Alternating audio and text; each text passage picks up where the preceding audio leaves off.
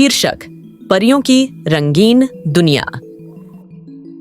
सुदूर पर्वतों के पीछे हरे भरे जंगलों के बीच एक अद्भुत परिलोक था जिसे रंगलोक कहा जाता था।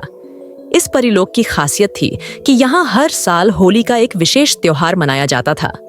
परियों के इस त्योहार का नाम था रंगोत्सव, जहाँ सभी परियां मिलकर प्रकृति के अनमोल रंगों से खेलती थीं।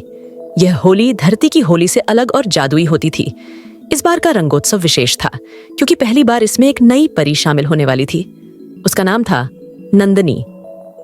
नंदनी की पहली होली। नंदनी परी थी जिसकी पंख हल्के गुलाबी और चमकीले नीले रंग के थे। उसकी आंखों में मासूमियत और हृदय में जिज्ञासा भरी हुई थी। वह बहुत ही खुश थी क्योंकि उसने रंगोत्सव के बारे में बहुत कुछ सुना था। नंदनी अपनी सहेली चुलबुली के पास गई और उत्साह से बोली, चुलबुली, मैं बहुत उत्साहित हूँ। क्या तुमने सुना है आज हमें परिलोक की सबसे खास झील में स्नान कर नए रंगों की शक्ति मिलेगी? चुलबुली हंसते हुए बोली, हाँ नंदनी, लेकिन याद रखना, इस होली में प्यार, मित्रता और दया का रंग सबसे महत्वपूर्ण होता है। सिर्फ बाहरी रंगों से नहीं, मन से भी रंगीन होना जरूरी है। रंगोत्सव की शुरुआत। सुबह का समय था। सूरज अपनी पहली किरणों से रंगलोक को रोशन कर रहा था। हवा में मीठी सुगंध थी और हर दिशा में फूल खिले हुए थे। परिलोक की सबसे बुजुर्ग परी, जिसे सभी रंगमाता कहते थे, मंच पर आईं। उनका व्यक्तित्व सौम्य था और उनकी उपस्थिति से पूरा वातावरण पवित्र हो उठा। रंगमाता ने अपने दोनों हाथ ऊपर उठाए और प्रेम पूर्वक कहा, प्रिय परियों, आज का दिन बहुत खास है। यह दिन हमें यह याद दिलाता है कि होली सिर्फ रंगों का नहीं, बल्कि भावनाओं और संबंधों का त्योहार है। तो आओ मिलकर इस रंगोत्सव की शुरुआत करें। नंदनी और चुलबुली ने एक दूसरे के हाथ पकड़े और सबसे पहले झील की ओर भागीं।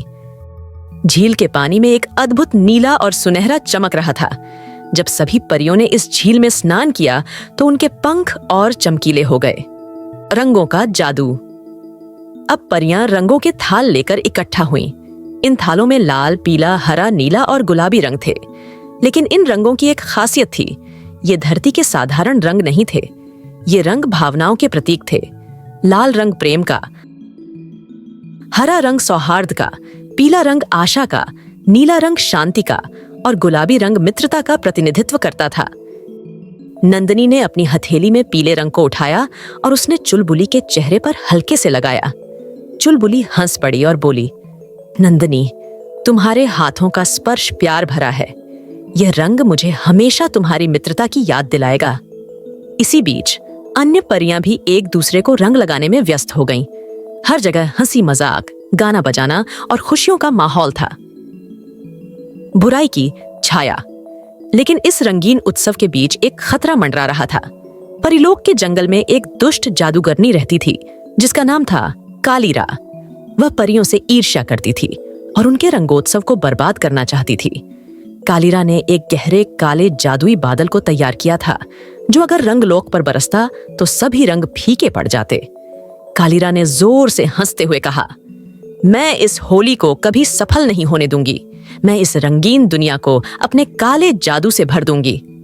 नंदनी की परीक्षा। नंदनी को कालीरा की योजना का आभास हुआ।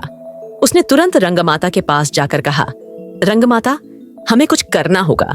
कालीरा हमारे रंगोत्सव को नष्ट करना चाहती है। रंगमाता ने गंभीरता से कहा, नंदनी, यह तुम्हारी परीक्षा है। तुम्हारे भीतर प्रेम, साहस और दया का रंग सबसे अधिक है। यही रंग हमें बचा सकता है। नंदनी ने अपनी सभी सहेलियों को बुलाया और कहा, हमें एकजुट होकर इस बुराई से लड़ना होगा। प्यार और दया के रंगों से ही हम कालीरा को हरा सकते हैं। प्यार और साहस की शक्ति। कालीरा ने अपने काले बादल को रंगलोक के ऊपर फैलाना शुरू कर दिया। पूरा वातावरण काला पड़ने लगा। परियां घबरा गईं, लेकिन नंदनी ने हिम्मत नहीं हारी।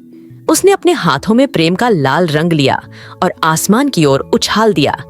देखते ही देखते लाल रंग ने काले बादल को धीरे धीरे ढकना शुरू कर दिया। अन्य परियों ने भी हरा, पीला, नीला और गुलाबी रंग मिलाकर आसमान में उछाला। इन रंगों ने मिलकर इंद्रधनुष बना दिया जिसने काले बादल को पूरी तरह मिटा दिया।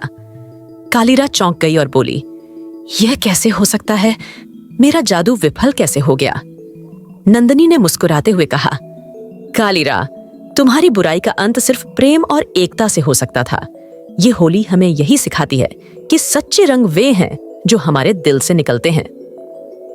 अंतिम उल्लास। कालीरा को अपनी हार माननी पड़ी और वह वहां से भाग गई। रंगलोक में फिर से उजाला और खुशियां लौट आईं। परियां नंदिनी के साहस की प्रशंसा करने लगीं। रंगमाता ने नंदिनी को गले लगाते हुए कहा, तुमने इस रंगोत्सव को सच्चा अर्थ दिया है। तुमने दिखा दिया कि सच्चे रंग कभी फीके नहीं पड़ते। नंदिनी ने खुशी खुशी कहा, यह सब हमारी एकता और प्रेम की वजह से हुआ है। फिर से होली का जश्न शुरू हुआ। नंदिनी, चुलबुली और बाकी परियां मिलकर नाचने और गाने लगीं। फूलों की बारिश होने लगी और पूरा रंगलोक खुशियों से भर गया। इस बार की होली ने सभी परियों के दिलों में एक अमिट छाप छोड़ी। इस तरह परियों की दुनिया में यह होली सच्चे प्रेम, दया और साहस की प्रतीक बन गई। नंदिनी की पहली होली ने उसे और रंगलोक को हमेशा के लिए बदल दिया। समाप्त।